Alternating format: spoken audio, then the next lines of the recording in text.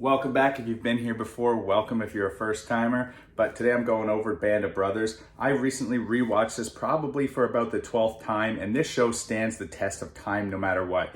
In my opinion, this is the best miniseries that's ever been made, and it will not be topped. This show is going on almost 25 years old, and it still looks like it was made today. It's amazing. If you don't know what Band of Brothers is, it's true World War II story about the 101st Airborne Easy Company and their journey from paratrooping into Normandy and going all the way to Germany. It's a true story. They have interviews with the real guys. It's a prequel to the Pacific. If you've seen the Pacific, this is also part of that series made by Steven Spielberg and Tom Hanks.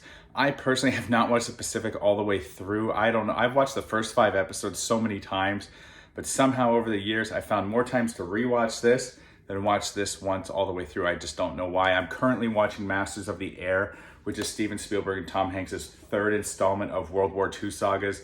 That's following the Air Force. That show has been great so far. I think it's 6 episodes in as of last week. You can watch that on Apple TV. These two were both made by HBO, but Band of Brothers, little people know, looking back, that this had the benefit. This show premiered 5 days after 9/11. So, you know, the American spirit was high, and this show was right up that alley at that time.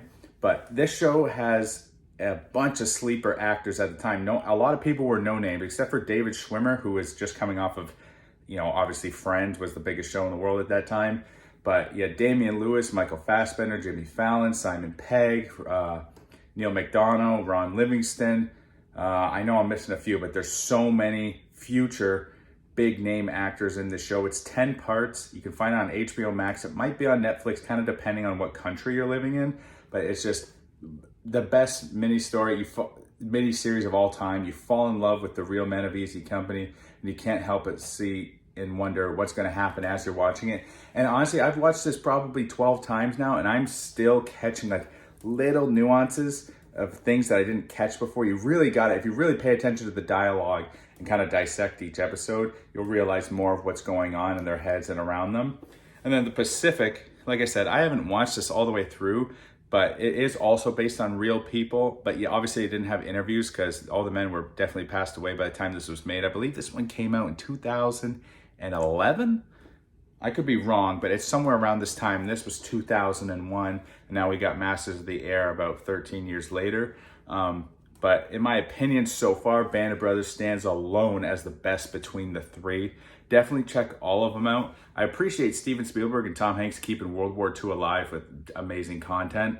You know, the war is soon to be 80 years old since it ended. So almost all the World War II veterans are gone. Please check out Band of Brothers, and I'll catch you in the next one. Leave a like, leave a comment if you've seen Band of Brothers and how much you love it, and hit that subscribe button. Peace.